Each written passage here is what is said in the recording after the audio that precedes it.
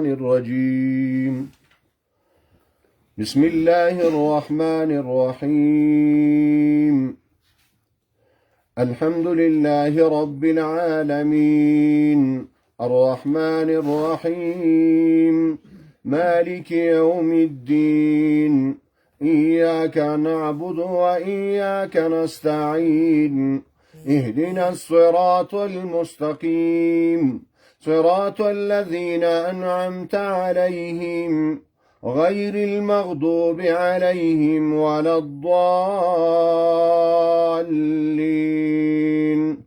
آمين.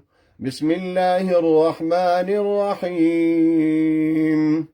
ألف لام ميم ذلك الكتاب لا ريب فيه هدى للمتقين الذين يؤمنون بالغيب ويقيمون الصلاة ومما رزقناهم ينفقون والذين يؤمنون بما أنزل إليك وما أنزل من قبلك وبالآخرة هم يوقنون أولئك على هدى من ربهم وأولئك هم المفلحون.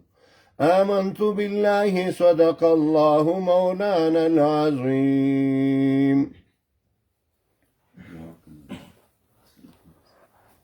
أمين. الحمد لله رب العالمين والعاقبة للمتقين والصلاة والسلام على خير خلقه محمد وعلى آله وأصحابه أجمعين. يا الله يا رحمن يا رحيم يا كريم إنك عفو كريم تحب العفو فاعف عنا. يا حي يا قيوم يا ذا الجلال والإكرام. يا حي يا قيوم يا ذا الجلال والإكرام اغفر لنا ذنوبنا وكفر عنا سيئاتنا وتوفنا مع الأبرار يا عزيز يا غفار. الہ ستاسو دې کلام د تفسیر د ابتدا مونږ دلته وکړه. الله تعالی په خیر او عافیت باندې د انتها ته ورسې. الہ رب العالمین څومره طلبه دلته راغلي دي الله تعالی ټول د دې نه مستفید وګرځي.